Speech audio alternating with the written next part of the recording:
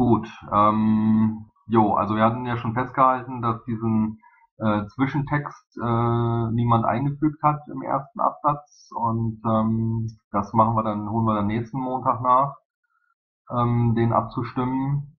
Und jetzt gibt es halt noch den Alternativvorschlag von Daniel zum 7. Abschnitt. Da müssten wir jetzt mal eben drüber gucken, wie und ob uns das gefällt. Na Moment, und die anderen Vorschläge zu den Zeilen 7, 10, 13, 18, ist das erledigt? Ich hoffe mal, da sind jetzt nicht mehr so viele Vorschläge, weil wir hatten das Ding ja schon weitestgehend abgestimmt. Also der Punkt ist, glaube ich, dass wenn wir wirklich Zwischenüberschriften einführen wollen, dann passt es nicht zum Text. Also eine Struktur wäre schön, aber dann müssten wir das nochmal den Überschriften dann dementsprechend anpassen. Also es ist nicht so geschrieben, dass man jetzt sinnvoll Überschriften einführen kann. Also zum Beispiel Zeile 7, Überschrift Problem scheint mir völlig ungeeignet, wenn der erste Satz schön heißt, zur Überwindung einiger Probleme. Also da kann man nicht Problem drüber schreiben. Deswegen hatte ich vorgeschlagen, schön Zeile 7 bis 10 mit Lösungsansatz zu überschreiben. Andererseits ein bisschen merkwürdig, gleich mit dem Lösungsansatz zu beginnen, so wenn noch gar niemand weiß, dass es überhaupt ein Problem gibt. Probleme sind ja in der Einleitung genannt. Dann könnte man höchstens statt Einleitung gleich schreiben, Problem. Das wäre natürlich auch nicht schlecht. Also ich würde ja vorschlagen, dass jemand die Arbeit übernimmt und sagt, dass er sinngemäß, wie alles dasteht, einen Alternativvorschlag macht, wo es Überschriften gibt, die dann dass der Text dann angepasst ist zu den Überschriften. Ich glaube, wenn es einer es übernimmt und sich an den Text hält, glaube ich, da kommt was raus, dass man sagen kann, okay, das ist in Ordnung, anstatt jetzt viel Zeit daran zu verlieren, weil es einfach irgendwie nicht zusammenpasst. Also da hast du recht, ja. Ich würde anbieten, wenn ihr das mal überfliegt und die Beiträge, wo ich geschrieben habe, Vorschlag WS, nicht gerade völlig abwegig findet, dann würde ich dort erstmal einen kompletten Vorschlag dazu bringen. Und das ist sicher effektiver, dann über so einen Vorschlag zu reden. Ja, also ich möchte dazu kurz sagen, mir wäre es wichtig, dass die Hierarchien eingehalten werden. Also der Vorschlag, den du beispielsweise angeführt hast mit dieser Zusammenführung der beiden Abschnitte und das dann Lösungsansatz benennen, fand ich auch nicht so dufte. Und der zweite Input bei diesem Thema von mir, man muss halt gucken, dass das ein bisschen es ist vielleicht ein bisschen unerheblich, aber es wäre schön, wenn das ein bisschen catchier, ein bisschen werbemäßiger ist. So wie Spiegel Online-Überschriften, die versuchen ja auch mit ihren Fettdruck-Schriftzügen Aufmerksamkeit zu ziehen. Und da ist das dann, glaube ich, ganz gut, wenn man das nicht so nüchtern macht, sondern guckt, wie man da ein bisschen Pep reinbringt. Aber wie gesagt, das ist jetzt nicht das Maß aller Dinge, sondern nur optional. Okay, folgende Idee. Was haltet ihr denn davon? Die Überschriften oder Zwischenüberschriften, das war ja auch erstmal einfach nur so eine Idee und ein Versuch.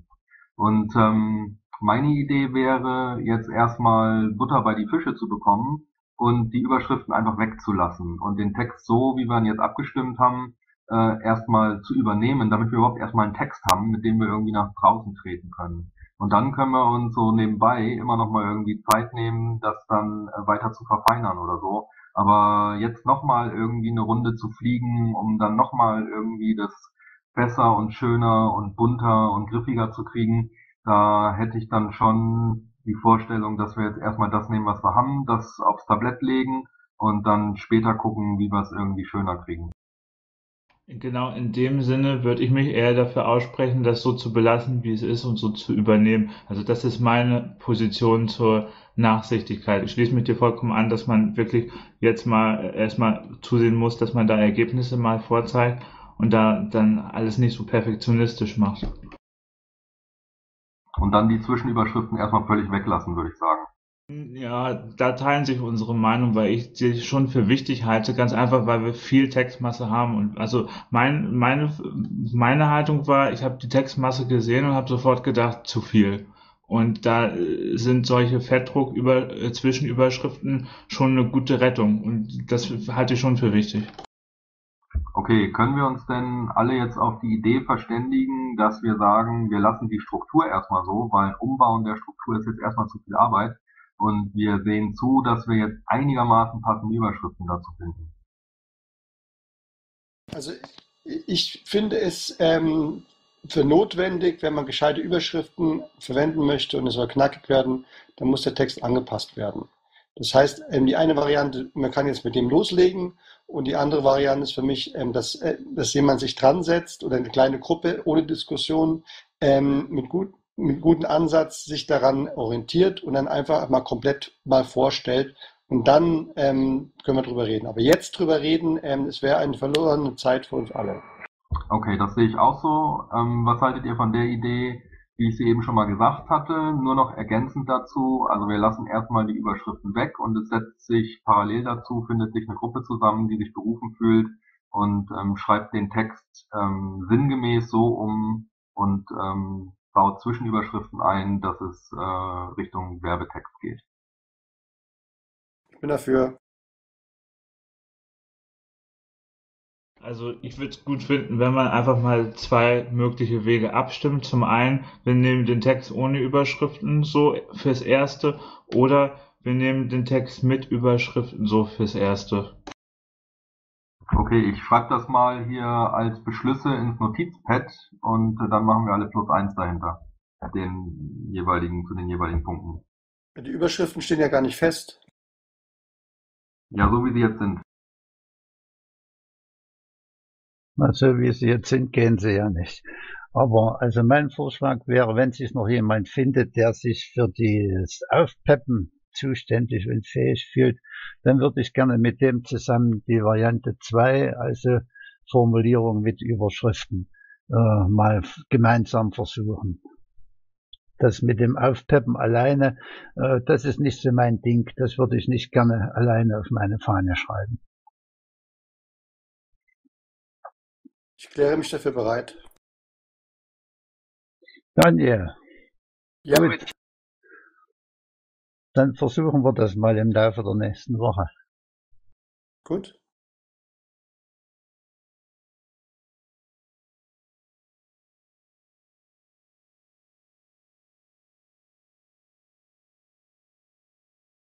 Naja, nicht provisorisch, sondern einfach als Iteration 1. Also da wir hier iterativ unterwegs sind, ist das einfach dann unser erster Wurf und der wird in weiteren Iterationen, genauso wie die Begriffserklärung, wie wir sie schon mal irgendwie hatten, auch in der ersten Iteration vorliegt und jetzt die neue Begriffsdefinition halt quasi einfach die zweite Iteration ist.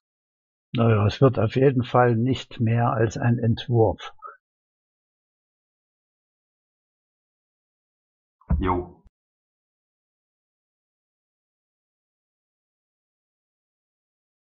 Also ich würde vorschlagen, dass wir noch 2 Minuten Zeitfenster jetzt lassen fürs Abstimmen und dann steht die Entscheidung. Genau, hier ist nochmal das Pad reingeflogen. Also bitte jetzt alle, die sich berufen fühlen, nochmal ab Zeile 24 in Zeile 25, 26 +1 oder -1, entweder Text mit Zwischenüberschriften übernehmen oder Text ohne Zwischenschriften übernehmen. Einfach mal voten. Währenddessen können wir ja in der Grundidee nochmal kurz Abschnitt 7, die Alternative von Daniel, uns anschauen.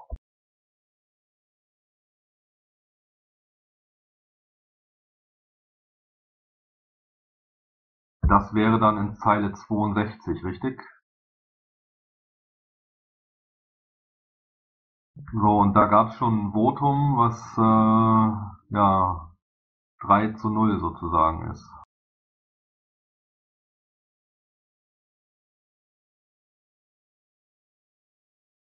Also der eigentliche Satz war, es entsteht insgesamt ein freier Wettbewerb, aus dem heraus sich mit der Zeit entscheiden wird, welche MFT-Gesichtspunkte überlegen sind und welche nicht. Ohne den von uns hier dargelegten Rahmen wäre das eine religiöse Luftdiskussion und das will keiner. Die Alternative von Daniel lautet, wir wollen die Diskussion über das beste MFT als beendet sehen und durch einen freien Wettbewerb unterschiedlicher MFTs ersetzen, die sich ihre Daten teilen. Durch die gemeinsame Benutzung der Daten entsteht ein verlustarmer Evolutionsprozess, keine User- oder Datenverlust. Dadurch entsteht ein selbstlernendes System, bei dem die Benutzer in Zukunft einen Mix aus denjenigen MFT-Plugins verwenden werden, die sich aus der Praxis heraus als sinnvoll ergeben haben, ohne dass die Entwickler des Diskussionssystems heute wissen können, wie dieser Mix aussehen wird.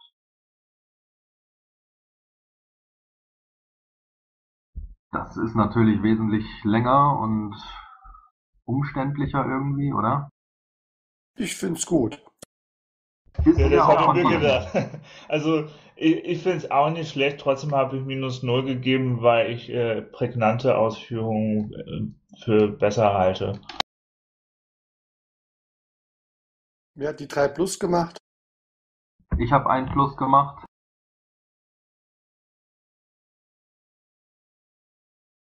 Thomas hat, glaube ich, 1 Plus gemacht. Wenn ich die Farben jetzt hier richtig deute. Ja, ich habe ein Plus gemacht. Ich habe aber ehrlich gesagt das Gefühl, der Absatz ist in der Zwischenzeit noch gewachsen. Da sind ein paar Sachen dazugekommen, sieht farblich so aus, ja. Also ich muss ehrlich sagen, ich kenne diesen hier. Ich bin etwas verwundert. Ich hatte eigentlich einen Vorschlag eingebracht, praktisch nur die letzten 3 Zeilen zu nehmen, weil das davor eigentlich mehr oder weniger unglücklich oder redundant ist.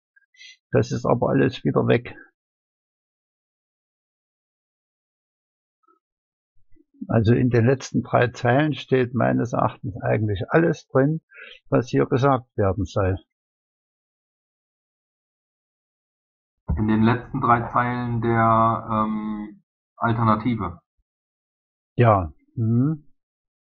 Also diesen Einstieg, wir wollen die Diskussion über das beste MFT als beendet sehen, die finde ich unglücklich bis störend. Okay, da muss ich dazu sagen, das habe ich nur deswegen geschrieben, weil da steht religiöse Luftdiskussion, fand ich etwas nicht passend formuliert, und das habe ich anders formuliert. Ja, genau so.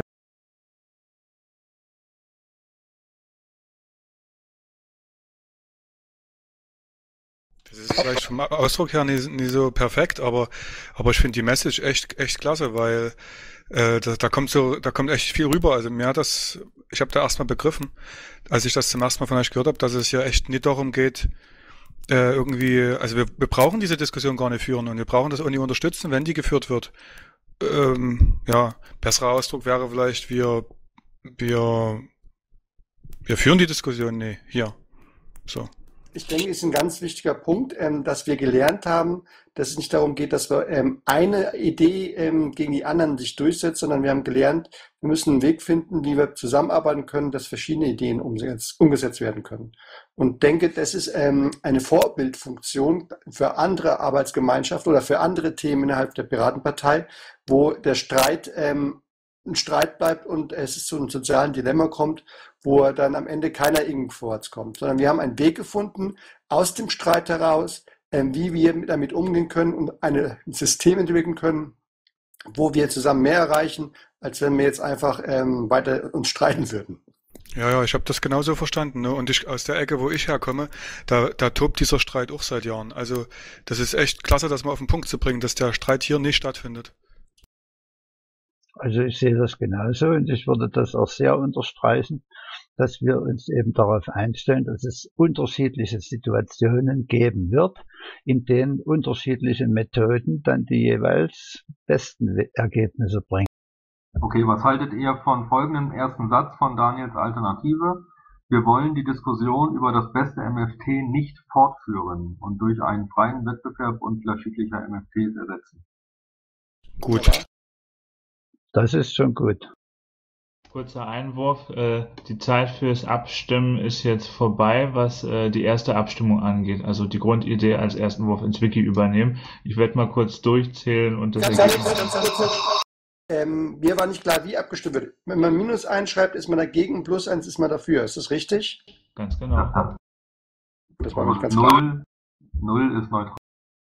Dann brauchst du auch gar nichts hinschreiben, aber es ist schön, wenn du trotzdem eine 0 hinschreibst, anstatt gar nichts hinzuschreiben.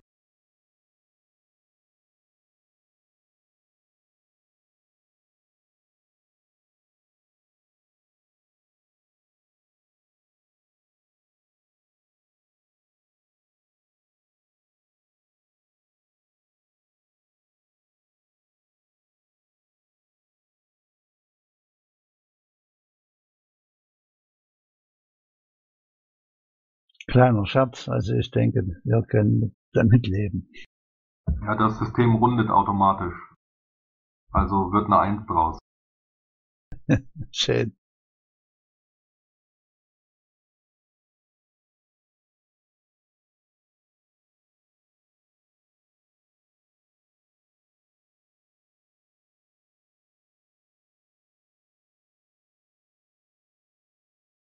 Okay, dann geben wir da auch noch eben 2 Minuten obendrauf, um das, da jeder sein Plus hinmacht. Oder sein Minus, je nachdem, oder die Null. Für alle, die jetzt noch nicht im Pad sind, ich poste es gerade nochmal.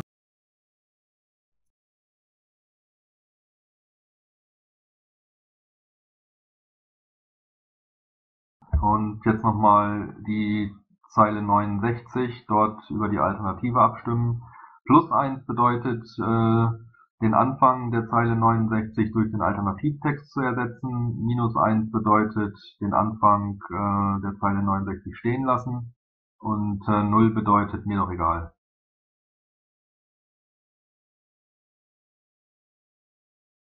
Kurze Zwischenfrage. In diesem Satz, durch die gemeinsame Benutzung der Daten entsteht ein verlustarmer Evolutionsprozess und dann, Klammer auf, keine User- oder Datenverlust. Damit ist gemeint, also eigentlich, dass man keine User oder Daten verliert bei dieser Geschichte. Ja, also damit wird gemeint sein, dass, nehmen wir mal an, man hat hier 5 MFTs und da ist nun eines ganz toll. Da würde das in diesem System dann nicht zur Folge haben, dass User von den anderen vielen abgezogen werden. Also die Daten würden ja alle in einen Pool fließen und je nach Nee, ist klar. Ja, beziehungsweise ich habe es noch viel krasser interpretiert, dass wenn jetzt irgendwie, sagen wir mal, 2 Tools noch im Wettkampf oder im Wettstreit liegen und diejenigen, die jetzt auf das Tool setzen, das im Endeffekt nicht obsiegt, deren Daten sind auch nicht weg, weil die auf der gleichen Datenbasis direkt in das andere Tool übernommen werden können. Okay. Ist ein bisschen, also müsste dann kein heißen, ne?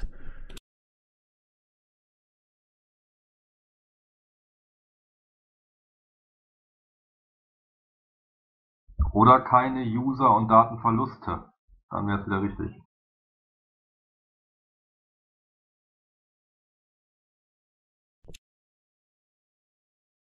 Stimmt, noch besser.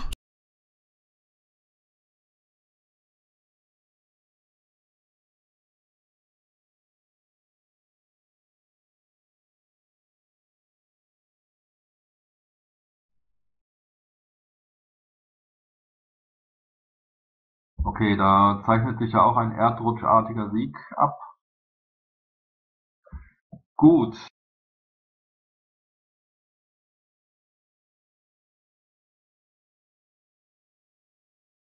Ja, und was heißt das nun im Klartext für diesen Punkt? Der wird anstatt seines Vorschlags als Absatz übernommen. Sein Text fliegt weg. Also jetzt nur der in der Zeile, ne? 69. Klar.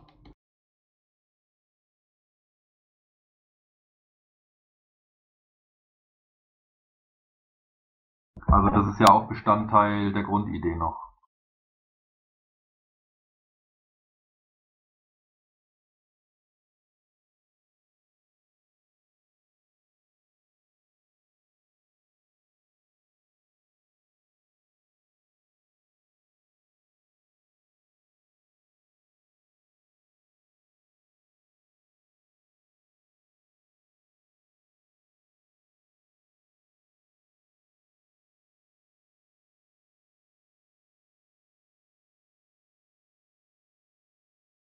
Okay, dann haben wir unsere 2 Beschlüsse soweit.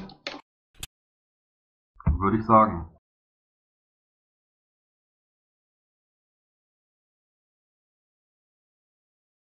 So langsam wird es ja auch an der Zeit, dass wir mal mit der Präsentation loslegen. Wir haben 21:29 Uhr. Genau, damit sind wir quasi just in time und ich würde sagen, yeah, now to something completely different and yeah, welcome Pietro and welcome Ronald and all the others. And Ronald, are you ready to present your concept? Yes, I am. Pietro, do you hear us? Yes, we need to reactivate Pietro. So maybe someone can post some message into its channel.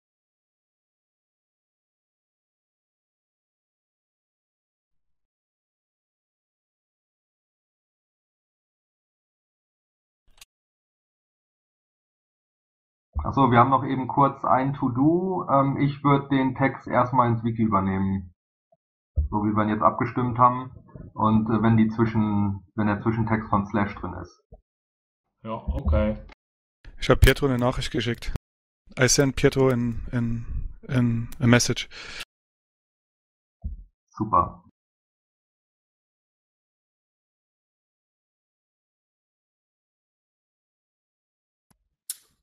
Ich bin hier per Wi-Fi unterwegs. Ab und zu habe ich mal ein bisschen Datenhemmung. Ich hoffe, das klappt. Okay, we'll see.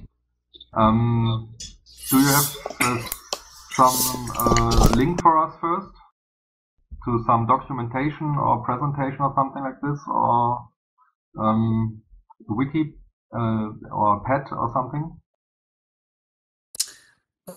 I left some information on the last pad that we I don't know where the link is. Okay, wait, I will have a look.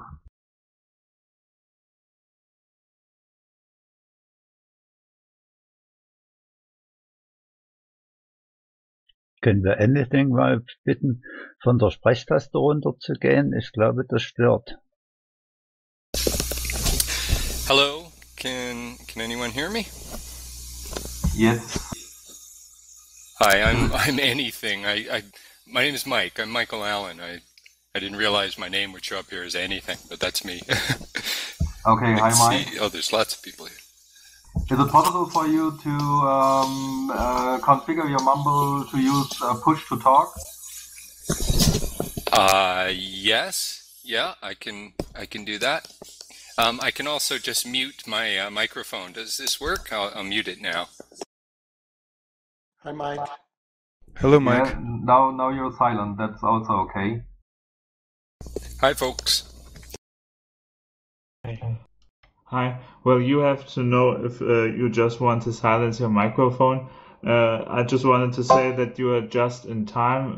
We are right before starting our presentation.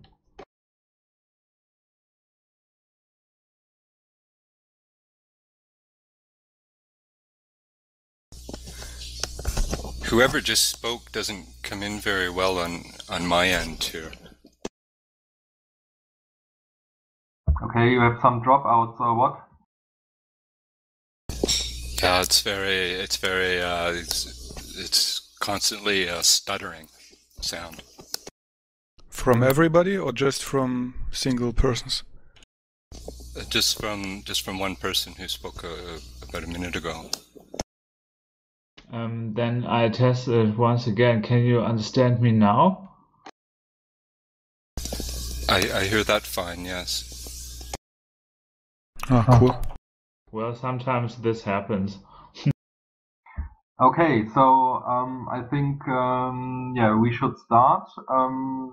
Ronald will present his concept of the architecture of democracy 2.0, and I posted a pad which we used last week. And there are some things I don't know. So Ronald, this is the one you asked for, or did you ask for another pad? No, that's the one.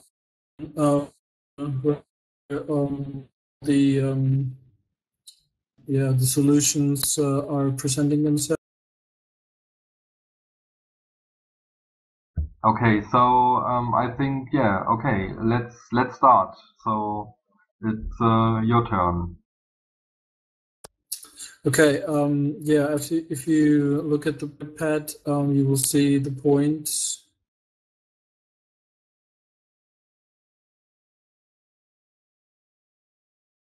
Did you hear that? Sorry. If I switch to another window, I get confused with the F12 button. So on the pirate pad, you will find the links to the document and to the test systems. I hope you found that well.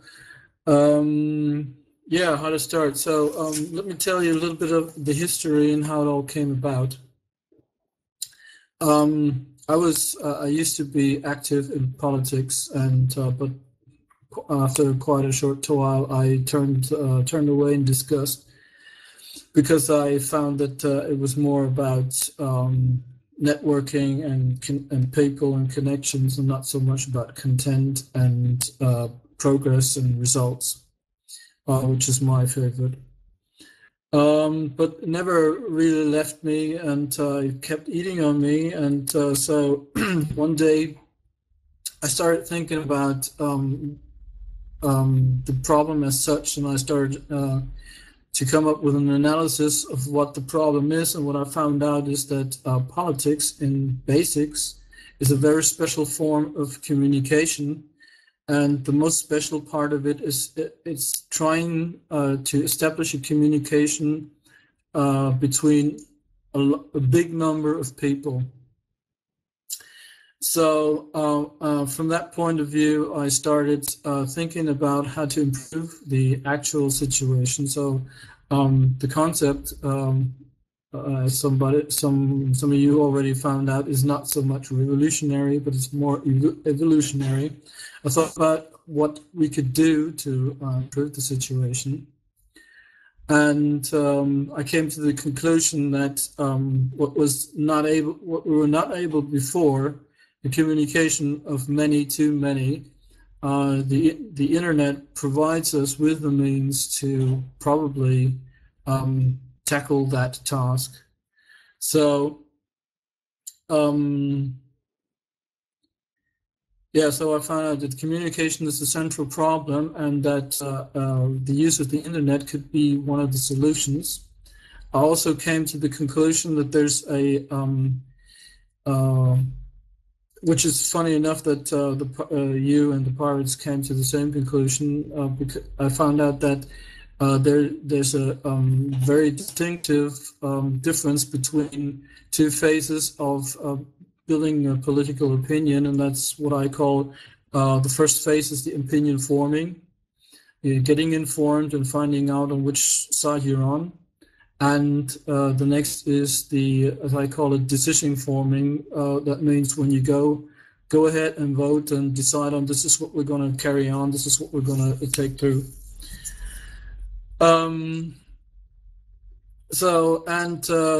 The architecture of the democracy, as I call it, is not so much a monolithic block of how things are done. It's more a collection of tools and procedures and things, how things can be changed to improve the situation.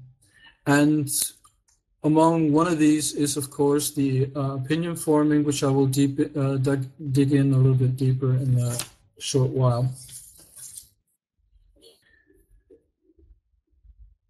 So one of the things that I also kept an eye on was to keep this the approach as simple as possible, and simple as possible in two ways. One is the technological approach, and the other one is the approach so the common man, means my grandma, my stepfather, etc., can understand and participate in such a system. Because I'm very much concerned about getting, democracy is about getting all people involved, as many as you can. And if you introduce technology, you're very easy and very rapidly leave people out.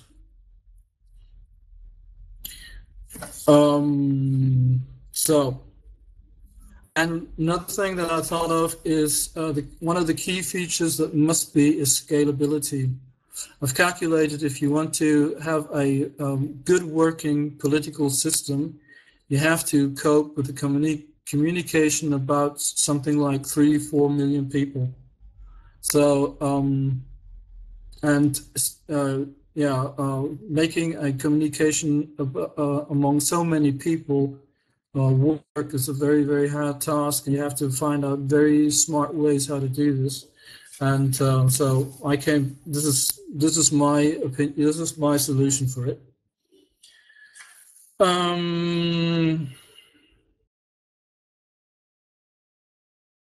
Yeah, some of the functions that you find in the concept don't work in singular. They only work as a connection.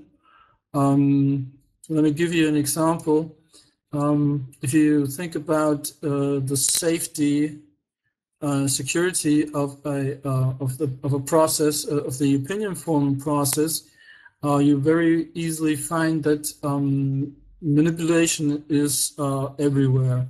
There's lobbyists trying to change the mood. There's individuals who try to drive things in a very specific direction. And actually, my concept does not try to cope that. I just assume that in the opinion forming process, manipulation will happen. And but the overcoming, the compensation of that manipulation, then takes place later in the what I call decision-forming process. So actually, so if you take this the whole thing apart, you will lose some pieces, bits in here and there. And if you want to replace them, you need to find something appropriate. So on the opinion forming process and the architecture of the Democracy 2.0, it's based on a tool called the what did I call it? EIPW. I don't know my own acronym anymore. Electronical infrastructure for political work. It's it's a very lean tool with a very simple functionality, and the key of it in the opinion forming tool looks kind of like Facebook, but looking like Facebook is more coincidence. By the time I've designed it, I wasn't. I was only aware from Facebook from the far. I wasn't a user then. But it has, just like Facebook, it offers a private area where individuals and groups can represent themselves with documents. All documents in there are simple HTML files put on a file system, so you can do with the HTML file whatever you want. The HTML files are searchable by any search engine from outside, etc. It has a facility to take standardized meta information about the documents, which then later on supports the search. But the key feature is the voting. Every document, and that's not only for the opinion forming, but any document that is handled in the EIPW can be voted on. Voting is quite simple, just as in Facebook. It's like the like button. You go there, you read it, you like it, or you dislike it. In that case, but the difference here is voting can take place for not only a document but also for a person or a group. I think this is an important feature because I believe that nevertheless, people like people and people like to join people. And so we should not neglect that in the political process.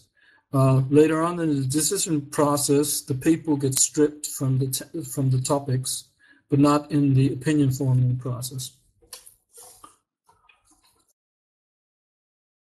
If I'm too fast or something, or hard to understand, just stop me and ask questions.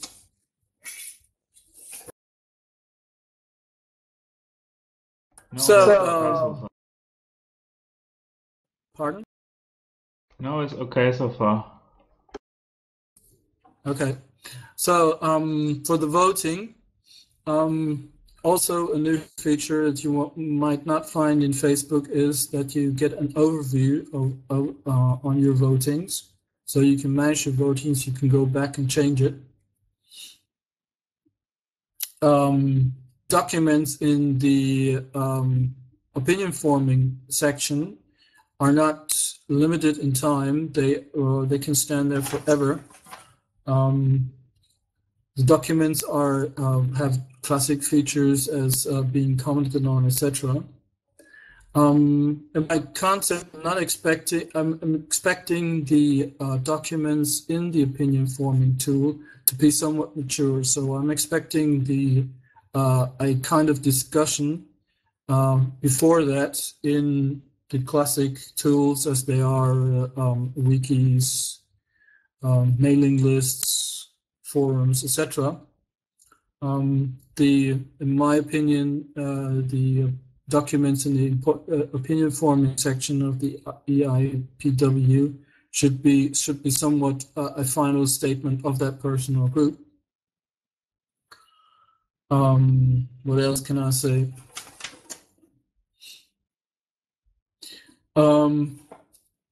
So far as I can see, there's no real scalability limits for that concept, because it's very simple and it's easily the system can easily be multiplied and spread over several servers. It's also prepared for that. Oh yeah, it's written, and I've written the whole thing. It's written in Java, JSP. It's based on Tomcat, MySQL. It can run on any database server or web server. And yeah, that's about it. As much as I can say about it so far. Any questions? Yeah, I have a question. Does this tool have any features that qualify the discussion, or that reduces the number of proposals? Yes, I should mention that, and that's actually one of the links that I can provide you to.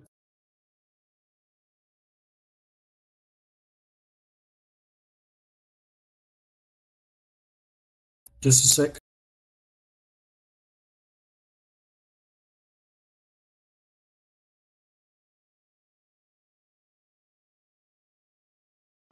Because I think this is one important point, because we've all seen many approaches to regarding discussion tools, and in the course of all these impressions, I start to come to the view that there are two kinds of discussion tools. There are the ones who are like argument mapping and have a look like a network and mind map like, and the other type is discussion tools that are reducing the number of proposals. And I just like to I just try to have a look which type this tool here might be, just to have a look if my thesis is correct. I just posted a link. This is where you can go to without signing on to the server. You will find if you want to go there.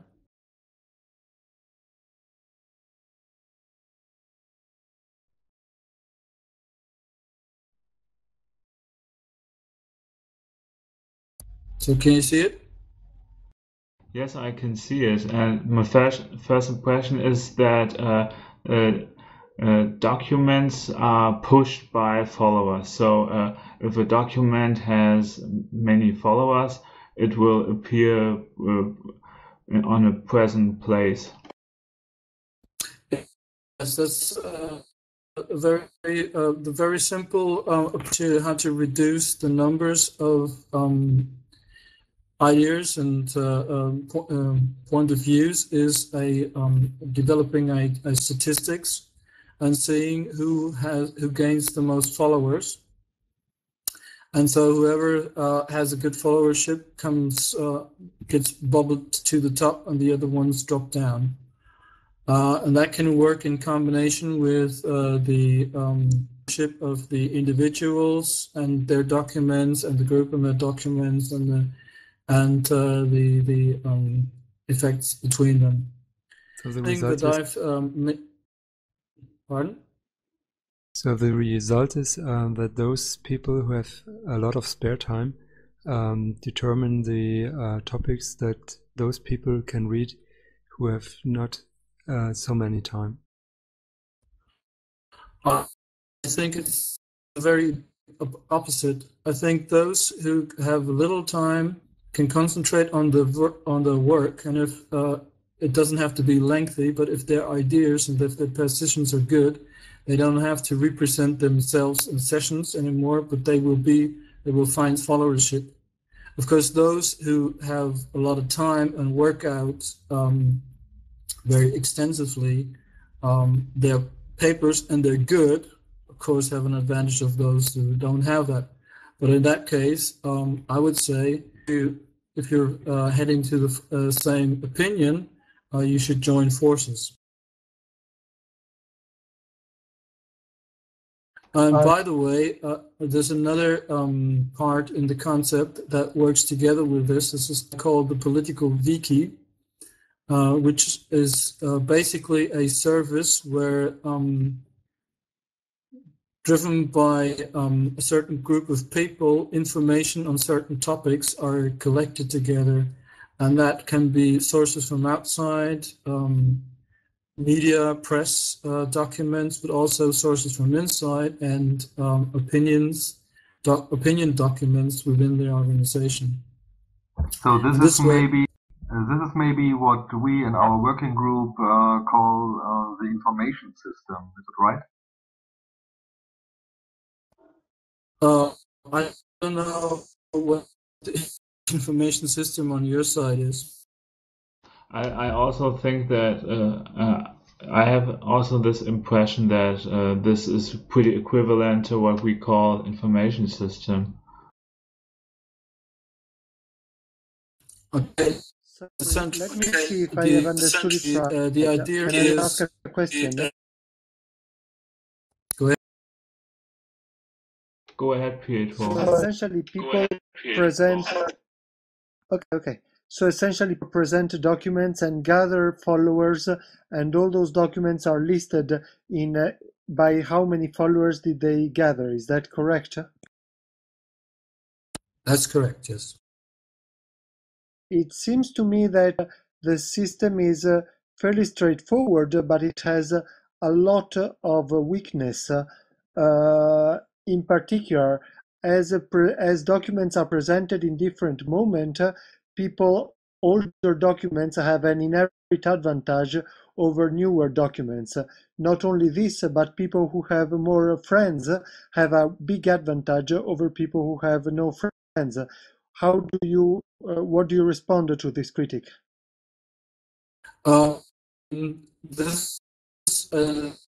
I've set up is quite simple, but if you scroll down, you will find that it's not only a section for the documents with the most followers, there's also a section for the newest documents. And I was also thinking with other statistical things that you can work out is the most disputed documents, the most visited documents, etc. But actually, yes, there are some drawbacks for certain peoples and certain groups. I do not deny that. Thank you. Is it possible to shrink the amount of documents to one topic, so you can filter away all the topics that you're not interested in currently. You mean by setting some you can by setting some parameters. Of course, you can. There's a search facility where you can say, I'm interested in the ones with the topic X, Y, Z, and I'm only interested in the, I would like to see it sorted by followers or whatever. So you can set up your own view of documents. I have another question. I'm seeing that the topics are distinguished in different types. There was type 1 is a standpoint, and type 2 is an aim. I don't know if there were any further types, and I'd like to know if this kind of distinguishing a type has any consequences for the structure. So the types do not have any direct. No, let me get to the first remark first about another ability, how to lead opinions together. That's not a tool-supported thing. It's more what I would expect as a culture to develop. I would, in my concept, I see the, let's say, professional politicians more as moderators, and they watch the opinions develop within their systems. And if they find, for instance, two groups that have similar opinions and have a strong followership, they could go there and encourage them to form another, what I call platform. So what was your question again? Sorry. My question was if it has any consequences for the structure if I take a topic and I don't say that it's an aim, but say that it's a standpoint. Yes. It does not have any technical consequences, but it has. It was, for me, it was very important to clarify the communication, because what I found out is that in politics, people mix topics very wildly. They speak of points of view at the same time as they speak of goals, something they actually want to change. And in another sentence, they get carried away in visions and even utopias that cannot be really turned into reality that fast. So for me, it's up to the reader to decide what he's interested in.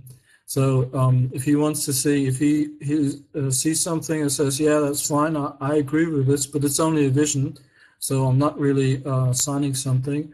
Or like me, I'm saying, I don't care about faraway dreams. I want to see something real. I want to see something happen. I'm only interested in real goals.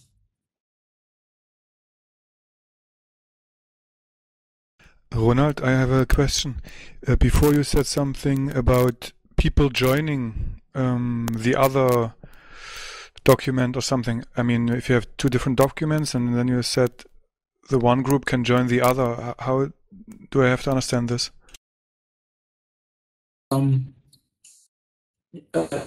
It's a very simple concept. It's like the groups in Facebook or something like it. I call it a platform. You can set up a platform as soon as you can say, I'm setting up a platform. As soon as you find another member join you, the platform is automatically set. You can invite other people to get there. There are communicational means where you can ask them to be invited. But the communications is very restricted, so spamming, etc., cannot be abused for spamming, etc. Yeah. And such a group has then one document, or it's a group around the document, so to speak? Within a group, you can have as many documents as you wish. And who has the editing rights for a document? I've set it up the way that there's only one editor, but I'm working on a mechanism so the editing rights passed around within the group. Okay, so each document has either one author or a group as an author. Yeah, that's right. And is there a way that two documents can merge somehow? So two groups or two authors come together and have only one document? Not technically, but what I see is if we have a scenario, let's say we've got two groups and we've agreed to join forces. If we merge the documents directly, we would lose our followership. So I would say that you change the document saying, okay, this content has moved to the other place. Please move your votings there. In the future, I can easily foresee that you could say to join forces, and we could technically merge the documents. That's not implemented yet. Okay.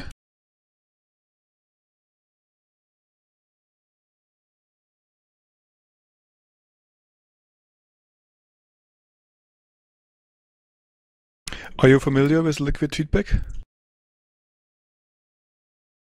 I've seen some of it, yes.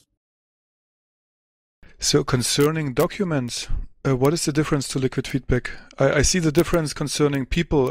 In liquid feedback, you cannot follow people in this sense. Yeah, but concerning documents, what's the difference? I see, as I understand liquid feedback, I see liquid feedback more on the side to the decision forming. As I understand, documents, for instance, in liquid feedback have a limited time span. I see, that's a difference, yes. Are there others? I don't know liquid feedback too well. There's when I had a look to liquid feedback, I was not sure how free you are to how to format the document. Like I said, in this system, it's a simple HTML file, and whatever you can squeeze into an HTML file works for you. Okay, so the electronic infrastructure for political work is it's for opinion forming. So in the context of our working group, that would be the discussion system. But you also mentioned that you have also the idea of decision forming. How is this represented in the EIPW? Actually, not at all. For the decision forming, I've thought of a completely different approach than you have. It is, I must say, revolves around the idea that there's still a big chunk of computer fear out there. So the decision forming in my concept still takes place in presence meetings. So people get together, discuss, and vote as a person there. I thought of a system where this can be made in very virtual large groups while being small. So the concept is that what I call the core assembly. The core assembly is a collection of 5 to 15 people who discuss a topic and then vote over it. Votings are passed on to what I call accumulators, and the accumulators collect the information further up until we've reached the top, and then the total of all votings are collected.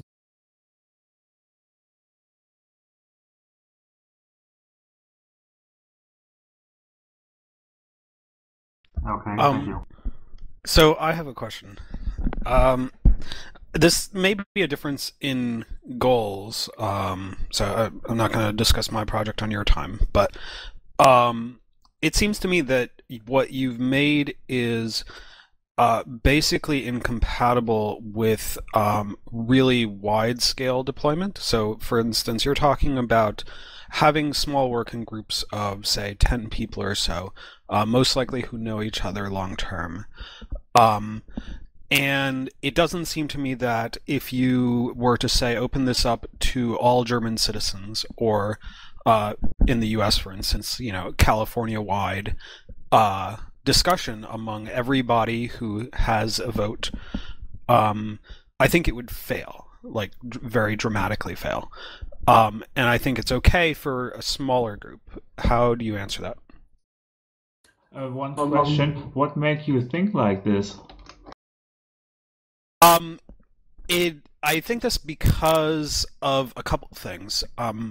For one, the focus on particular documents means that you have sort of a monolithic controller of a whole bill at once, as it were. Like these are individual bills. I'm taking it, and that means that you have a narrow editing ability. It's not something where like 1,000 people, 5,000 people who want to express their views on this are really going to be able to collaborate effectively on actually editing the document. So, Alan, how you address this problem? Well, what I described right now is the decision-forming process. And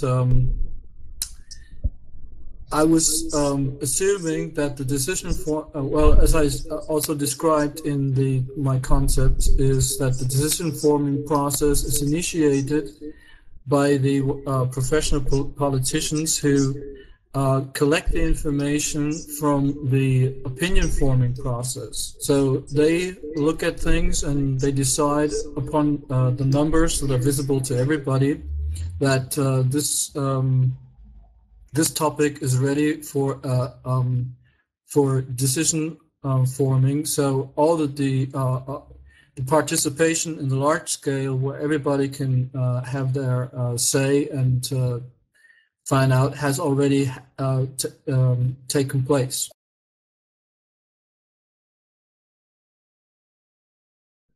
I think that your concept really applies if you open up the discussion on a certain, pretty well defined topic. But my question is, if you now have subtopics from this main topic, how is it made sure that those subtopics are not redundant, that not two persons come their way and one formulates it this way and the other formulates it the other way, but it all means the same, and so we have two completely equal approaches, and but in different documents, and people have to read both. I would ask the moderators to find out. And what you should remember is, in my concept, only those topics are handled that collect enough public interest. So with the statistics, as things bubble up and as things develop from the outside, you can see which of the topics are actually moving the people.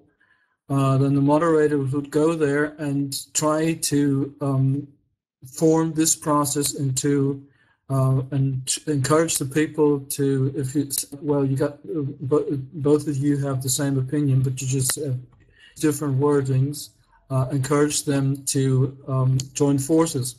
If they don't do so, you can still go ahead and say, from our point of view, these are equal opinions, so you could kind of add them up. And then this result, this proposal is then passed on to the decision forming and there people can actually say, yes, we agree. We think that this is the right result, and we want to go this way. But imagine one evening with a very hot topic to discuss, and you have 300,000 participants, and almost 10,000 of them are very active speakers, and now the documents are flooding the system. And how can an administrator keep the overview and sort things out?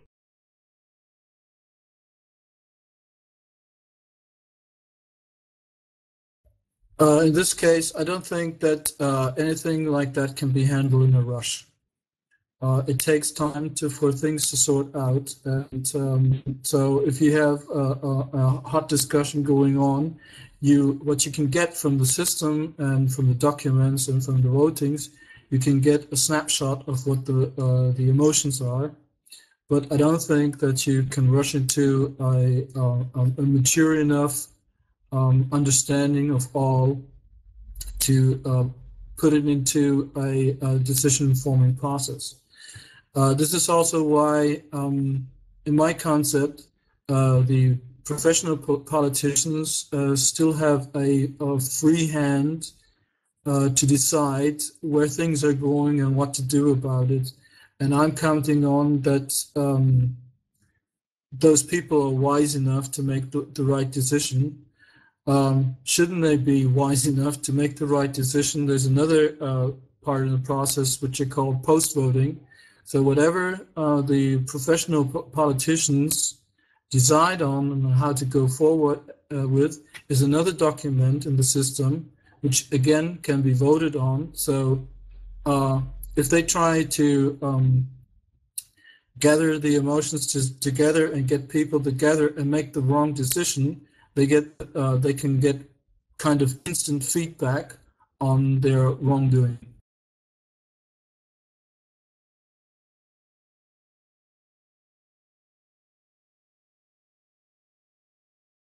Okay, what's hard for me to get and what I want to ask you is, can you name the one key feature of your concept? So what is the biggest point?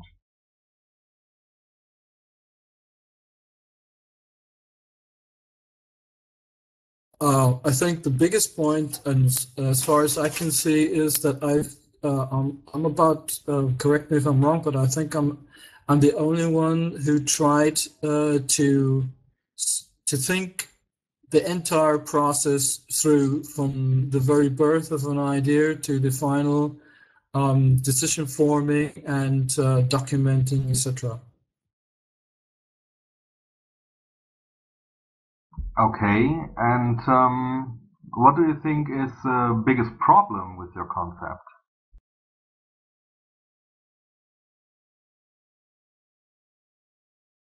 Well, first of all, it's for some it's too conventional. For some it's too new. They don't understand a lot of concepts. Some of the functionality, as I see it, is not explicitly described. It's yeah, it has its edges. And do you have an idea how to overcome this? My idea was, or the concept that or the working process I prefer is that I think about things, I think them through, and once I have a feeling that it's mature enough to be discussed about, I throw it to the public. And now, hopefully, people will find, I will find some people who are willing to discuss things with me, and in a positive act, form it to shape it to something even better. Hopefully it's good enough for a start, though. Yes, to form it as a system, form it as a concept, etc. What do you think about our concept to unify the basis of the the databases and make the actual discussion process a plugin of the system? I think that's the key to success of the system of that, and that's also a very important point in my concept. The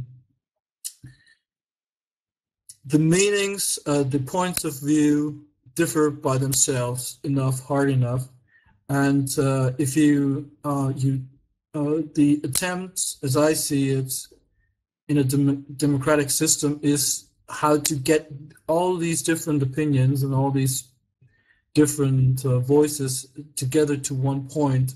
And if you add Babylonian mumbo jumbo, if you add even technological mixtures, you're ready for fail, I think.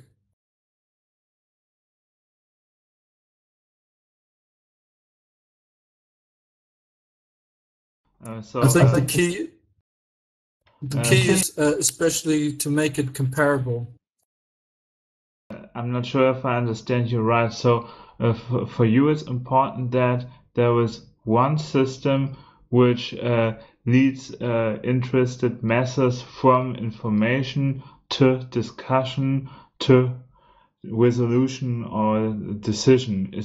And that's the reason why you have doubts that one could simply isolate one section of this process in your project. Is that right?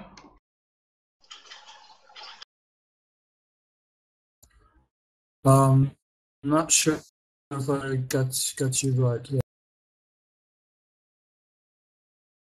What I'm trying to say is that I see political process as a process in a whole. It's a set of tooth wheels that connect to each other, and if you take one out, you have to replace it properly. The thing that I'm disappointed with all the systems I've seen so far is they got bits and pieces here and there, and attempts to improve the situation, but they're just spinning by themselves without actually showing any effect. Yeah, I think that the members of this working group, I think that many of us also think that it's important that there were systems for information and for discussion, and thirdly for decisions or resolutions. And I think I'm not the only one here who makes his mind how one could incorporate your approach or meld your approach together with our approach. I see possibilities for it. The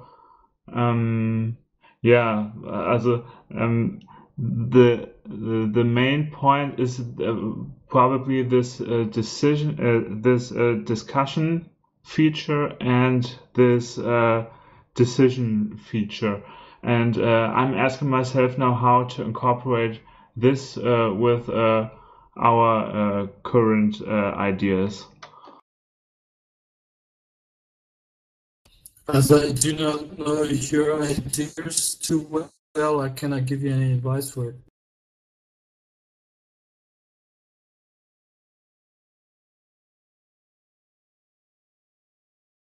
I have another question. So if it's okay to get to another point. You talked about to build or to cover the whole democratic process from information over decision to discussion, over discussion to decision. And we already mentioned that some of us see a problem in the fact that in your system the best voted or the topics or documents with the most followers are bubbling up to the top. And isn't that a problem of democracy, or for the democracy, to have the need of followers? So yeah, that's my question. So isn't the principle of to need followers to get recognized with your opinion, isn't that a problem for democracy? The way I see it is, I'm twofold in that way.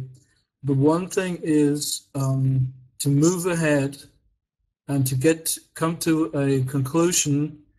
In a democratic system, I do not see any alternatives than just the brute force of the majority. So whatever the majority decides on, if the majority, I think, but the majority should not just be marginal, it should be sufficient. But if the majority decides this is the way to go, then that's the way to go, because I don't think that on the other there's any alternative. At the same time, what I try to convey with my idea is that my minority opinions should be valued just the same. And this is why, for instance, in the system, I try to counterbalance, for instance, with a political wiki. I try to counterbalance that minor opinions still have some visibility, and that they do not vanish out of the system, because what is today's minor opinion can, over time, develop into something that becomes major support sometimes.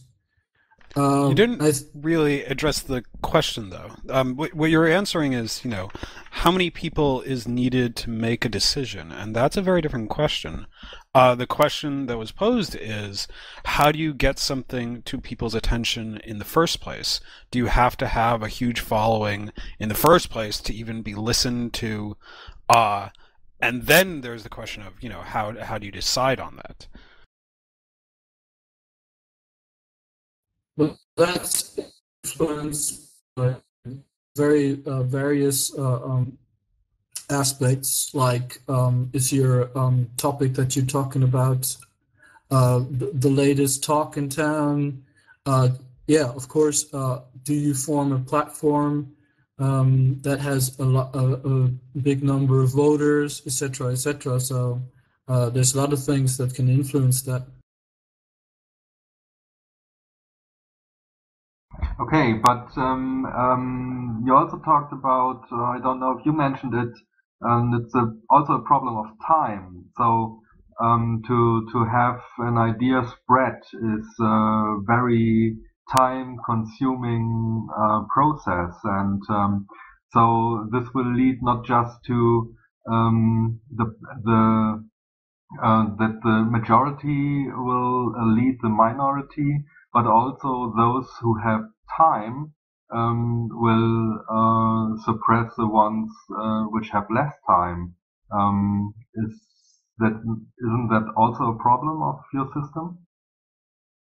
I don't think so. What I've seen so far in my experience is the ones with a lot of time just use their time as such without adding any quality to their output. I'm not claiming that my system will eradicate that entirely, but in my system I see a chance that that's with less time but still good quality, you can have a much wider attention. And one of the other things, since I'm coming from a different direction, I'm not trying to solve all the problems there are, I'm trying to improve the situation as it is.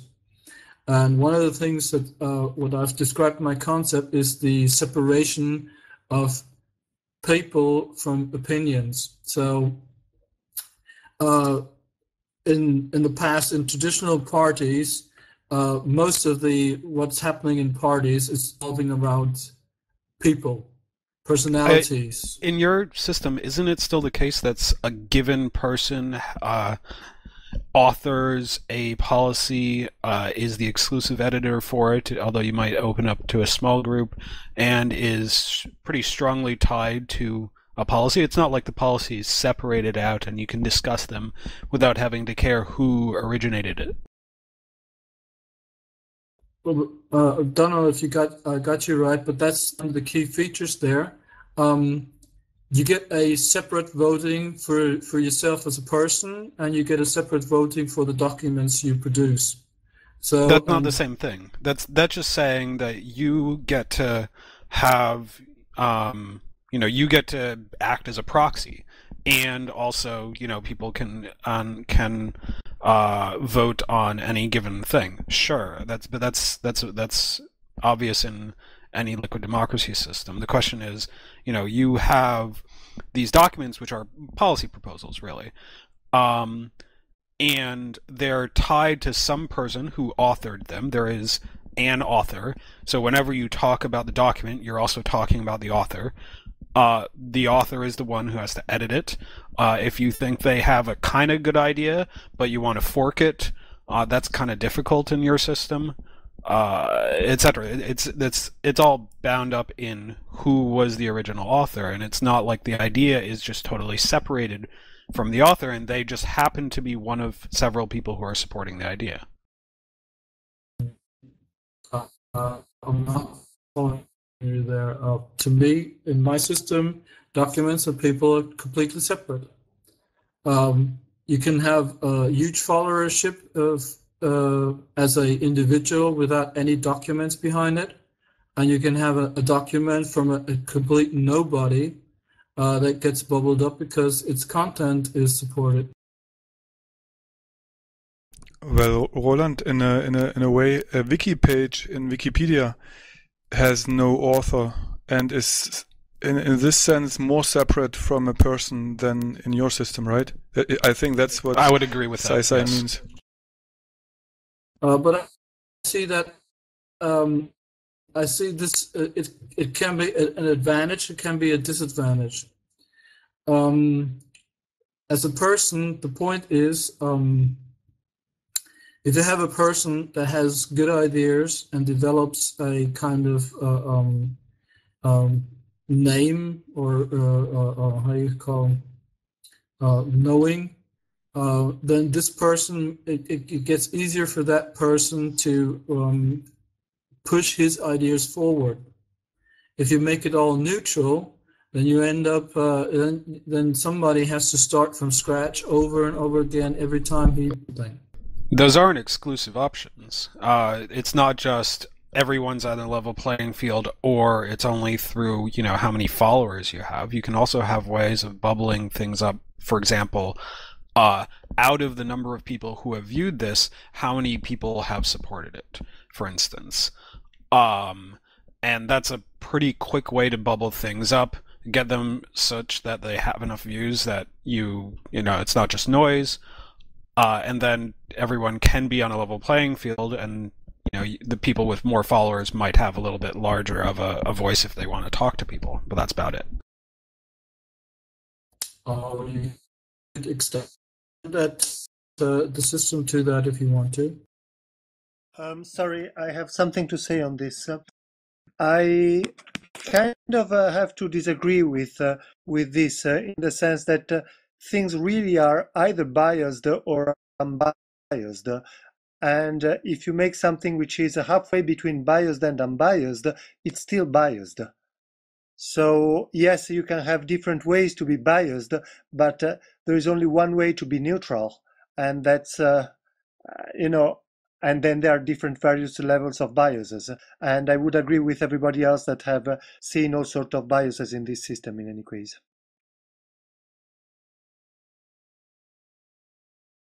I would make one counterpoint, which is I agree with the concern that popular people should not dominate discussion. and that you shouldn't have to be popular to have a voice and to have real power in the system. However, part of the whole point of having a proxy system is having people that you trust, in part because you trust what they believe on a particular issue, but also in part because you trust them to, find things that you're going to support. And if your proxies are doing that for you, I don't think that's a bad bias. I think that's a help. Just so long as it's not exclusive and new people can enter the system, I think it's okay. I'm not counteracting anything against this. I'm just saying if it's biased or not biased, then we have to decide what kind of system do we want. Absolutely. To me, it's also very much a question of the culture of the people that are interacting with each other. I was thinking that if we make the process at least more transparent as it is today, the people have better opportunities to make up their mind based on better information than it is before.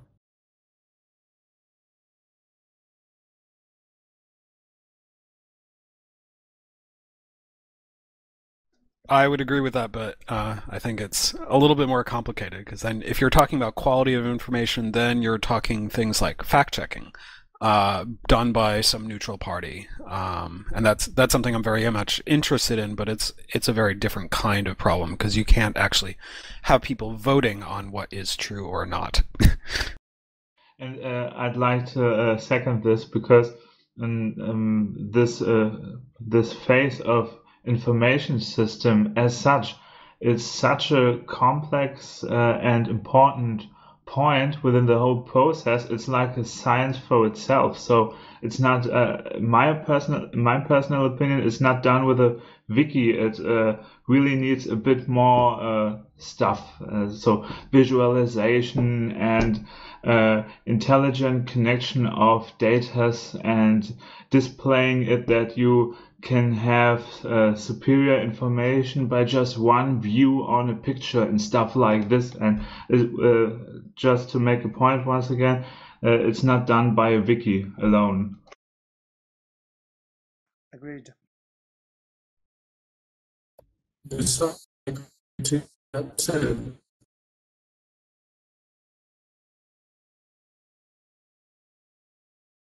But I also think that there's no perfect system in sight that can solve all the problems there are in the political discussion, and so far as I can see, it's up to the people what they make out of it.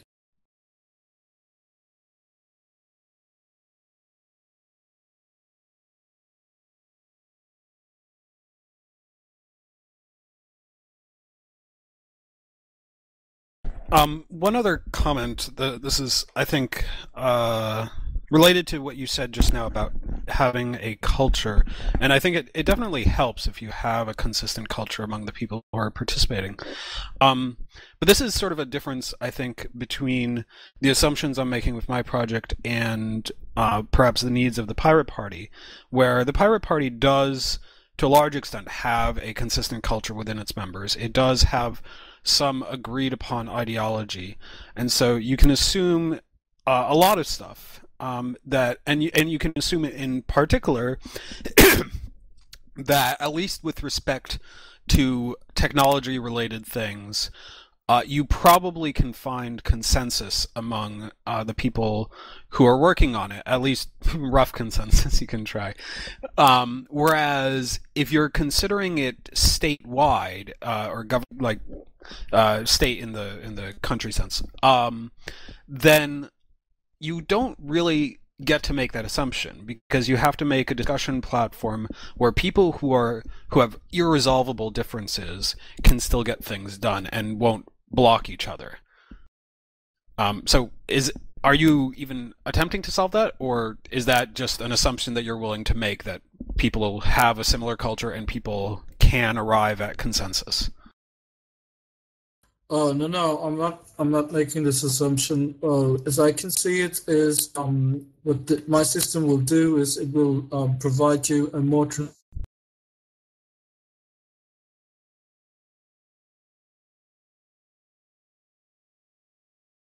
the situation, and in the end, it all comes down how the moderation process is carried through. And that's what I see. It's also what I've described in my concept. What I wish to see is a change for the professional politicians away from the decision formers, more towards the moderators of the democratic process. I see a big demand for them to balance out groups that have completely opposite views. And I don't see any system, any computer or something like that can do that for you. I think this is the final edge where you're down to human communication the traditional way. Well, for what it's worth, I do think this can be solved with a collaborative system. I don't think you have to require politicians, but I don't want to get into my proposals. But this does seem to me a vulnerability of yours, which is, I don't know about how your politicians are in Germany, but at least in the US, our politicians are not, shall we say, the most neutral of people, and I don't know that I necessarily think that they're wiser than the average person either.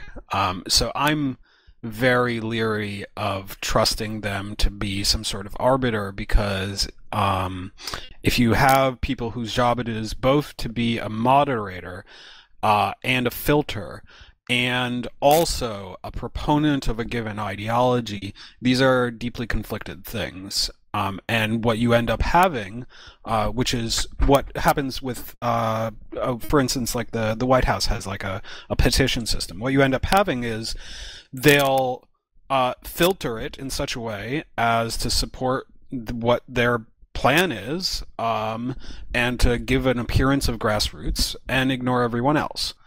I don't know, maybe your people are better than that. Maybe within the Pirate Party you can control it such that you're only hiring politicians who are good moderators, and that's why you're voting for them. But it's a problem, at least from my perspective. No, I have to second you. I share your doubts, and my point of view is that it's not so good to rely on politics and parliaments, because at least from my point of view in Germany, it's like the parliaments are not keen on doing objectively right stuff, but just maintaining power. So they are always circling around themselves, and so facing this situation, I think the best thing which could happen is that their power is fleeting out of their parliament without them even noticing it. And once a lot of power is flooded out of their parliament, and so that the grassroots have the power, that this point happens, and then the politicians, when they realize it, it's too late for them. You're mixing up things here. First of all, you're talking about politicians as they are right now in our reality as it is, and especially American politicians. My observation of American politicians, it scares the shit out of me. They're so black and white. They're tearing this country apart. It's a real shame, and I hope it's true that European politicians are much more moderate about this. Anyway, but my key idea is that the politicians only act as they act as long as we let them. And currently, with the current political and party system as we have it, we let them act them as they are. Partly because the participation for the common man is not a very easy task right now. So I think one of the main goals is to make participation of the common man in political parties more attractive and more easy. By the same time, I'm personally trying to, as I also described in this concept, I'm thinking of an idea of getting rid of political parties in the traditional way. My concept speaks of the aim, and not just the aim, but the Verpflichtung. Damn, what's that? Make Duty. them, pardon? Duty. Make it to the duties. Actually, my concept started out with this. That was the first paper I wrote around it. I would make it the base of the party program, that it's the duty of the politicians not to find the difference between themselves and the others, but to find consensus. And that's what that's also what I'm saying as a culture. If you're amongst a party focusing on the differences between you and your fellow man, you cannot expect your entire organization to work differently. So it has to start at the base, that we say that we are looking for consensus, and then we make it the duties of our politicians, and I mean our politicians, the ones that we put in place there, that we stand in the back and tell them, listen, if you don't act like this, we're going to move you away very quick. Make it their duty to aim for consensus, but that must be a common agreement, and that must be the base of the culture. So you talk more about mind shift in reality than of building a computer program or system. Absolutely.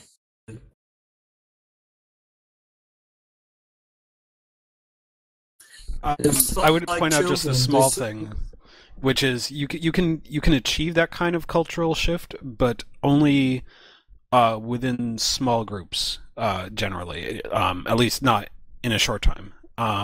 So I think that that's potentially a viable approach for the Pirate Party to do, and to promote people to positions of power on the basis of whether they are good moderators, of whether they are good at finding consensus and so forth. I don't think it works if you want to make a tool for an entire population, but maybe that's not your goal. That's mine, but that's a different problem. I agree on that. Is comparison. I think you're being optimistic, actually. Again, please. I said that I think he's being optimistic. From a historical perspective, I see it this way. It's not even 100 years ago that the European nations thought of themselves as natural enemies. So it was for the Germans, the French were their inbred enemy. We've overcome that, and so now that we've overcome the aggressive approach to our nation neighbors, we may be able to overcome the aggressive approach to our next door neighbor. Yes, now we are several nations in one cage, fighting each other with other ways, with economic ways. Not fighting anyone.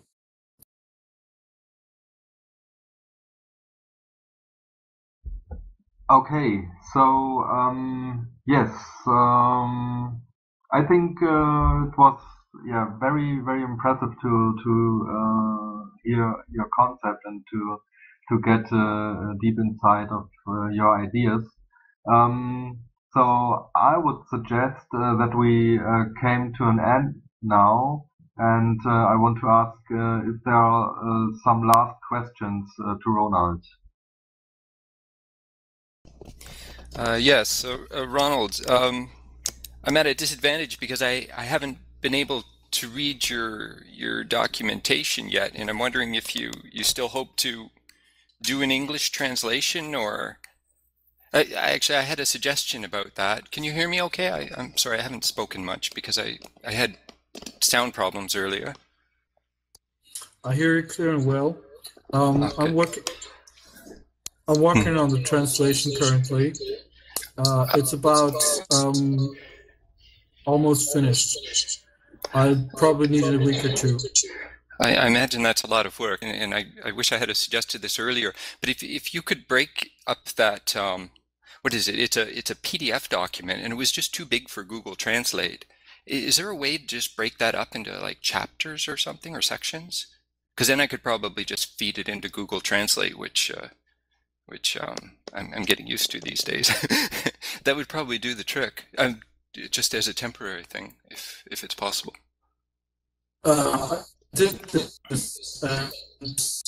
turned out completely crap, sorry. So, but I used Google Translation for a first draft translation, and like I said, it's almost done. Some sections are so perfect. Badly translated.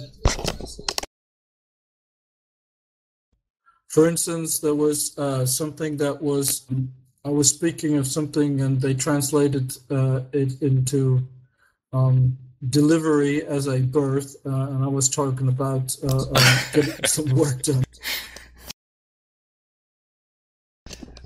I can wait. That'd be fine. I can wait till it's finished. I look forward to reading it. I haven't been able to ask you many questions because I haven't really done my homework or anything, but I'll catch up. Thank you. So at this point in time, I would like to thank everybody for listening to this, and I really would appreciate if you have some constructive comments on it, whatever it is. I always appreciate discussing the things, and I may be a tough one, but if you got a good point, I will acknowledge that.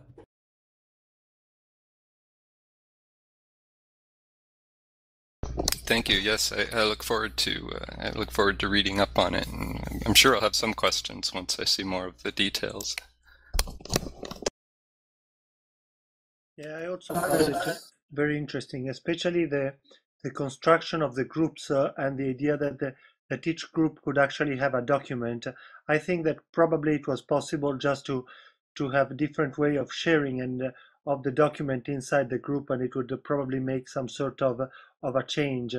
And I see the critique that most of us had on the fact of the way in which the documents are presented and how this gives a bias as yes, something which is there, but also something which can quite easily be taken away by just presenting the document in a random way or some other ways which have already been studied. There, if you look around, you will find some solutions around. So yes, it is interesting the fact that it does follow up from the idea from the beginning to the end, and it is surely an what would you say?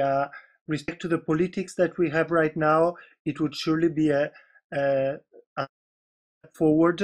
I do have the sensation that some people over here, me included, tend to be very idealistic, not to the point of trying to wait for a different kind of culture, but trying to get a tool that right now could do things in a different way. So I would see this as a step forward, but probably I am actually looking for something a little bit different for the moment. But it was very interesting, some parts of this, and how you integrated this with the ideal of how people would work on it as moderators eventually. Pietro, do you have an idea already formulated, which you have invented for yourself? I do, but I don't want to push on my own agenda. So there are many other ideas. The fact of presenting proposals and avoiding them to bubble up, there are many ways to avoid that in a way that is mathematically fair. One of them is to present them in a random way and not giving even the possibility to people to see them according to how many followers they have and time or something like that, because that's one of the elements. And the second element is by using a Pareto front, and I would have to enter into a whole another Pareto front, and I would have to enter into another presentation, and I really don't want to because it's not my time right now. But I can what I could actually do is give a link to some work that we've done, and that maybe that can help. Yeah, and Pietro had a talk last Monday, so there's also the audio available, which we recorded, and there are a lot of fancy ideas which Pietro explained to us. So there is a bit of already available. My question now is for next Monday maybe, we can have another presentation, another talk. Is someone in the round who wants to present his concept on next Monday? I don't want to presume about next Monday per se, but I'd be interested in discussing my project at some point. I will probably be missing next Monday as it's my birthday, and I suppose my girlfriend will want to go out with me for dinner. That's more important, I see. But Sai, what's your project? My project is called Make Your Laws. Here. How's it called? I didn't get it. Make Your Laws. I posted the link. I see. It's aimed to be somewhat different. So my objective is to make something that's a combination of tools that basically bootstrap a liquid democracy to completely replace existing governments. Existing legislatures. I'm not targeting executive or judicial branches, of course. And it's not party-oriented. If anything, I'm anti-party. But the idea is to make it practical so that you're not making assumptions about, first we have to change the laws, or first we have to vote our own person into government, or so forth, but still giving people the opportunity to make laws through whatever means are available. Okay, sounds interesting. So what about you at next Monday? I'd be down with that. One question is, I thought that this one was starting at, I believe, noon Pacific time, and I think that was mistaken, and so I'm not sure when it's meant to actually start. So we are in CET +1, and yes, it starts at 9:30 CET +1. Let me just double check that on my calendar. One sec.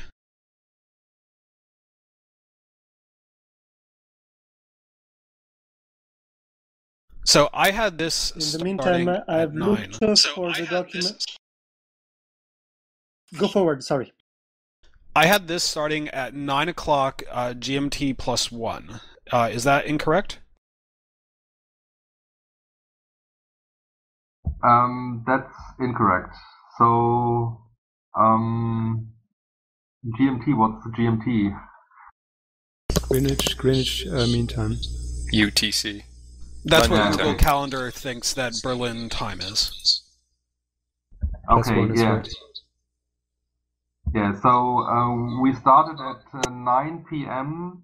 UTC or GMT +2 with our work group session, and then at 9:30 we started with the presentation of Ronald. So I think we will do it next Monday also at 9:30. Okay, so that's just because Google Calendar doesn't let me input arbitrary time zones. Is that the same as 20 GMT +1? Yes, it's 21. So that's hard for me now to explain because what's your time zone already? Pacific time. Wait a minute, we could do it like this. The recording lasts now 1 hour and 45 minutes.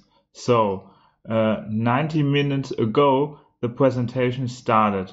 And this time was 9:30 p.m. for Germans. Oh, in that case, maybe I'm not late. So right now it's 2 p.m. Pacific time. And I joined at around 12:45, I think, or 11:45. I'm just checking. 12:45. Yeah, is when you I were joined. just 15 minutes late. Okay. In that case, I can just join at I guess a half hour earlier than I did today, and that should be okay. Yeah, perfect. So you just were 15 minutes late, so it started 15 minutes before you came. And in upfront, we did some internal discussion in our working group. So, but if you can come 30 minutes earlier, that's also fine. Works. That works for me. Okay, so is it a deal? Should we have a presentation on make your own laws on next Monday? I'm game for it. I'm deferring to you guys to choose what you want to do. I won't be present, so I cannot say nothing. Yes, it's okay. Let's let him do it. Yes, I'd like to hear it. Yeah, myself as well. Okay, so then it's fixed, and we're looking forward to hear a presentation on next Monday. What else to say? So for this, I don't know if we should stop the recording. For me, it's time to go and to leave. And I want to thank you all for participating, and hopefully see you next week. And for Pedro, have a nice evening next Monday. I think that's the more important part. And for all other guys, maybe someone can post our news or mailing list link, so that everyone who is not already on our mailing list can also subscribe to that. Unfortunately, most of the emails are in German right now. But maybe, like Mike said, Google Translate will help out here a bit. Fair enough. Ich spreche kein Deutsch, but your guys speak pretty good English. Sorry, there is, before we leave, there is a couple of things I would like to say. First, I said before that I could give some links and so on, and no, I cannot give them. I'm really sorry. All those documents are only in Italian. I haven't presented this material in English yet. Second, before we started speaking about facts and information, and can you vote or not on facts and so on, can I put on the agenda at some time that we might raise again the topic, because I think that is a very, very interesting one, and it's not so much tied to a system, just in general. I don't understand what you're proposing. Is this about how to do fact checking? In a sense, yes. I guess roughly it's about the topic point information system, and that's Well, I don't know if we should take this because actually we are so structured that there are 3 working groups which are well coordinated, and the first one is the one for the information system, and this working group does nothing else. And we are the second one which tackles the task to build up a discussion system, and then there was a third one for a decision system. Okay, I see. No, the reason why I was asking, apart that I'm actually interested in the topic, is that there was a technique that we presented in a conference where people would evaluate a proposal both on how much they agree and how much do they understand them. And somehow this understanding of a proposal was slowly going toward the information system. And we do have problems with people claiming that they understand something when they really do not understand it. So I was kind of interested in getting some feedback over there. But I don't know, maybe there would be an opportunity at some point. I have 2 things that you might want to look at on that. For one, for expressing whether you understand something or not, you may want to take a look at a program called Reflect.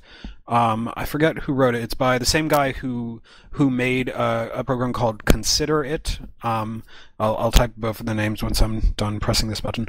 And the second thing is, if you're doing fact checking, that I think pretty much has to be done by people who don't care either way, who are not taking positions on an issue. Because if people are trying to both fact check and persuade, then you'll have them skewing the facts, and you need whatever fact checking is going on to be completely trustworthy.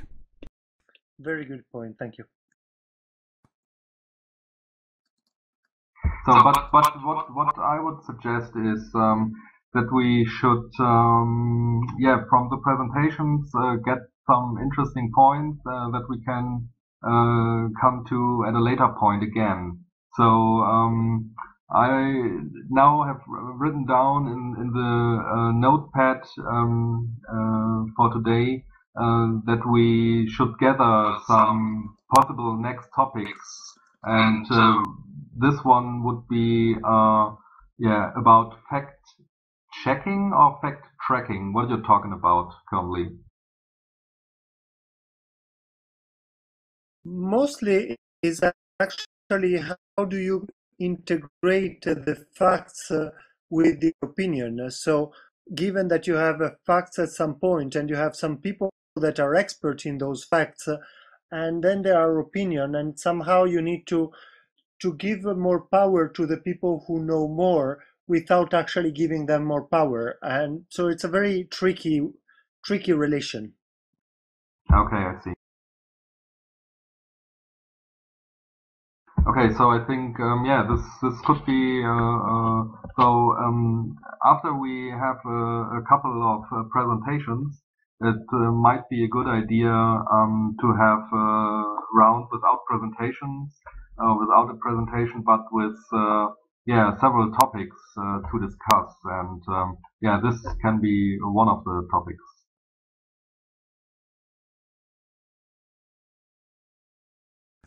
Thanks.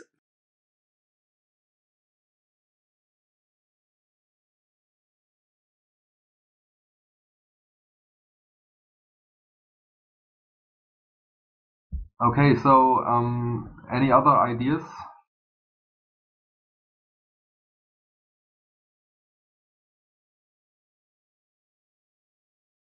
I just want to say that I wrote the text in line 215 in the pad with the titles. So when you want to have a look on it, I appreciate any feedback.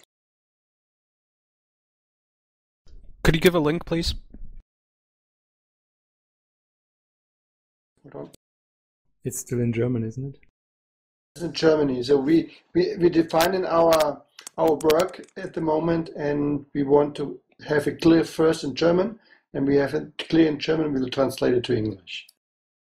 That's fine. I'm surprised actually that you guys are talking in English at all to begin with, which is very nice for me. I appreciate it. Yes, but I wouldn't want to assume.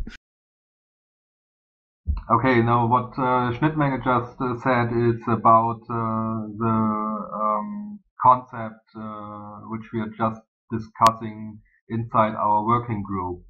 So this is also one thing we can present once we have finished our first vision of the basics and or the foundation, and then we can also present our idea on the whole topic and maybe how we can come together with our ideas and benefit from each other, and let's see how we can do this in a corporate way. Out of curiosity, this morning, just before you had this half-an-hour meeting, what exactly were you discussing? I mean, how to integrate all this, or something connected to the third party? No, in front of the presentation, we discussed the text of our very basic idea of a system which we call the discussion system.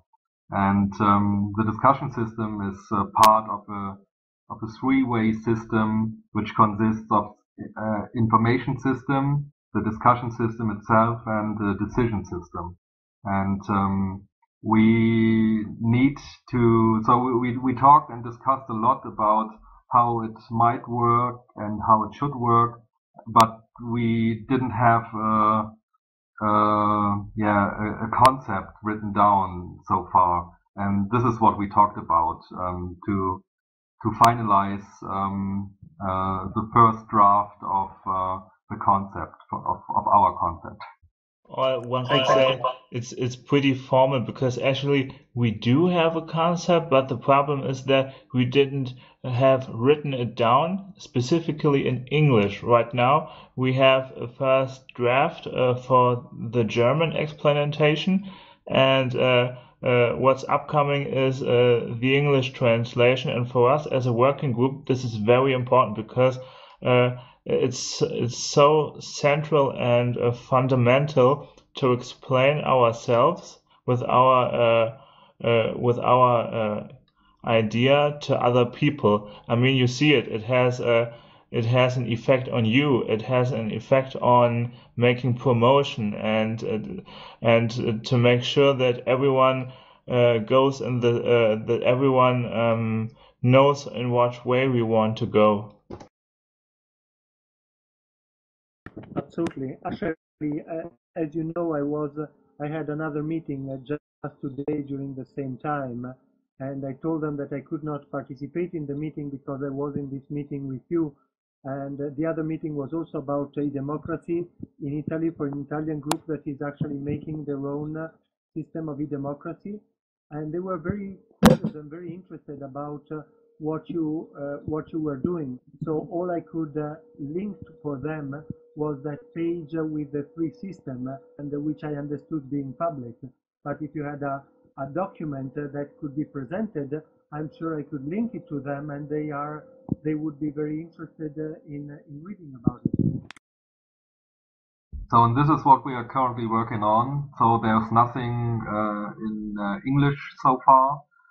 There are a few things in German, but we need to put this all together, and the intention is to get in touch with other projects and other groups, and to join forces. For what it's worth, I'm very much interested in doing that. The Maker Laws consists of actually 3 corporations, and one of them is a nonprofit. So the nonprofit would sort of be hosting things like discussion forums, fact-checking services, data aggregation services, etc. So I think that although we would initially be targeting the United States just because that's easier for us to do logistically and legally and so forth, I'm very much interested in working internationally. So if there's ways that we can work together to build systems or databases or anything like that,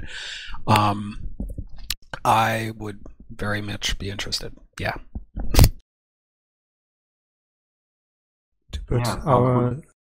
To put our system in a nutshell is we want a base system which unifies everything which is common to all the other discussion systems, and have all the special things implemented as plugins.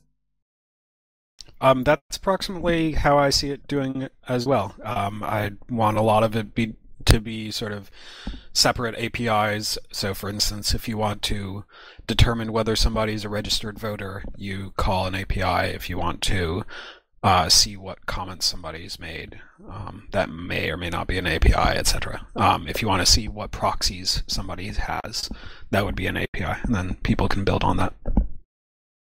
I would like to ask what you know about Frage from the Occupy movement. I sent just a link. Frage? What is that? It's a federated General Assembly. It seems to me there are a lot of people there working together on a discussion system. And I see. Yes. I don't know anything about this, but I'll look into it. For what it's worth, I guess, as we'll talk about next week, my view of how discussion systems need to work is, I think, significantly different than is usually approached. So both Occupy, as you can see here, and also I think the Pirate Party are approaching it from an assumption that people are collaborating mutually because they sort of fundamentally agree on things, that you can trust them to not be dicks, or at least you can trust everyone to not be dicks, and that's sort of a premise of consensus process, which Occupy does use, and I am not making those assumptions. I want something where literally everyone would be able to participate in a liquid democracy, and we wouldn't have to have these kinds of assumptions, but that doesn't mean I'm taking on a harder problem. And that does have to be baked into the discussion system and the proxy system and everything. So that hunters come together with vegetarians, and then the result of the system will be good. Something like that, but at least so that hunters and vegetarians could be on the same system, and if vegetarians are, the majority in California, and hunters are the majority in Louisiana, they both get to make their own laws, and they still have to achieve majority, at least among people who are interested in the question, but they don't just totally screw each other up. It's a delicate balance, of course. Like someone raised earlier, there are issues of minorities being treated well, but not being able to just block. So in consensus forums, and in Occupy in particular, I don't know if you guys have seen this, but you do get people who are essentially process trolls, whether intentionally or not, and that's a problem. Okay, so may I ask you to give us some information up front your presentation? So maybe some an email with some links or with some text to prepare. Absolutely. I was about to ask when you posted the mailing list link where I should put that. So I'll post that on the mailing list, and also the Meinungsfindungstool, how do you pronounce this anyway? Meinungsfindungstool? That's brilliant. I don't think so, but thank you for the compliment. I'll post it to both that and the document for this, so that you have something. Okay, cool. So you have the link to the mailing list already? I'm already subscribed to the mailing list. Well, just now. Okay, cool. So for me, it's time to leave. I want to say thank you to all of you, and hope to see or hear you next week. So for me, it's over, and I say goodbye. Ciao. Bye. Good night, Mark. Ciao. Bye. I will do the same. It was a great evening, very interesting and exciting. And before I go, I will stop the recording now.